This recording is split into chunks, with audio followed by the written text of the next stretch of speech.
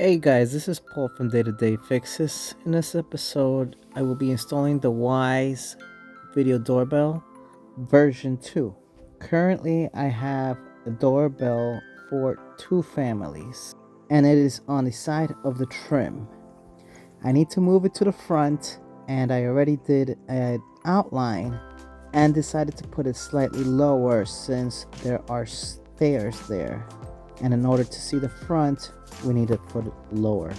I picked up this enclosure from Amazon to put the Wyze camera in, mainly because the Wyze design for the SD card is actually on the side of the camera. Also, it's very simple to remove it from wherever you install it. What I did here was first take a picture of all the wires and where they are connected. In this case, someone changed the bell wire to Cat6 cable. Now they put two wires to each connector. What we're going to do is put an extra wire from one apartment to where I am going to install the video doorbell enclosure, and put all the wiring and connections in the video doorbell enclosure. I already took all the measurements and used the pencil and level to make sure everything is straight and level. I'm making a big hole in the center for the cables to come through and pre-drilling the holes for the enclosure to attach to the frame. In my case, part of the molding was already removed and I was able to access the wire. In your case, you will have to remove the molding in order to access the wire. I got the wire through and now I placed the backing of the video doorbell holder. I bought this single button doorbell for the other apartment and made sure it was a little bit away in case in the future that apartment also decides to put in a video doorbell.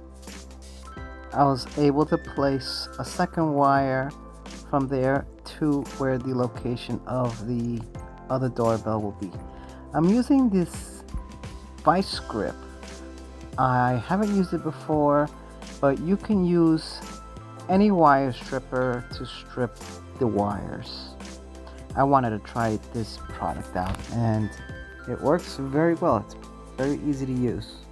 The second wire that I added is thermostat wire. It's 18 gauge and should work fine for the video doorbell that I'm installing. Now I wired up the doorbell for the other apartment the same exact way I took the picture. I'm making the connections in the video doorbell holder from the other apartment into the main feed, into the main Cat6 cable that is feeding the doorbell system. I connected mostly everything with electrical tape because the holder would not hold the video doorbell and the connectors. I was able to put a slight tiny connector there and that was it. Now I'm going to the door chime so I can ring the doorbell and the existing door chime can ring as well. I followed the instructions on the Wyze app and actually it was not working for me. Now I did some Google search and what I did realize from what other people are saying is that it worked even if I didn't add that little extra device in the door chime. So I did remove it and now I'm testing it out and it works. What I did notice and what other people have mentioned is that, let's say you ring the doorbell and if somebody else rings the doorbell in less than 5 minutes, you will not get a notification on your phone. You will only get the notification one time. It seems like it has a 5-minute cooling period if you do not subscribe to them. Here is the video doorbell enclosure that I picked up on Amazon. I will have this as well as the doorbell linked in my description. They are affiliate links and they do help out the channel.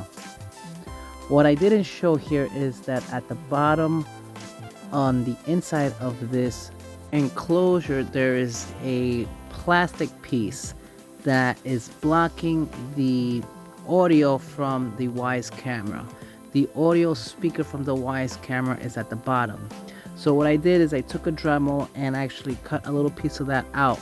It doesn't cut off the bottom of the enclosure. The bottom of the enclosure does have some holes in it. Sorry about that I wasn't able to show that, but that's what I did. Here I am just showing how easy it is to remove the backing if you do not have an enclosure. And the SD card is on the side, so anybody that knows this can go up to the camera, just open the little grommet and take out your SD card. The enclosure does come with paddings that you can put on the side so the video doorbell does not move from side to side. Here is an example of the Wyze camera during the daytime, and this is an example of the Wyze camera at night. It has color night vision and it also has 2K video.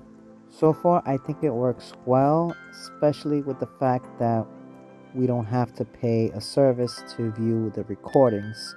All you need is an SD card. Also, the price was very affordable at $39.99 at the time this was purchased.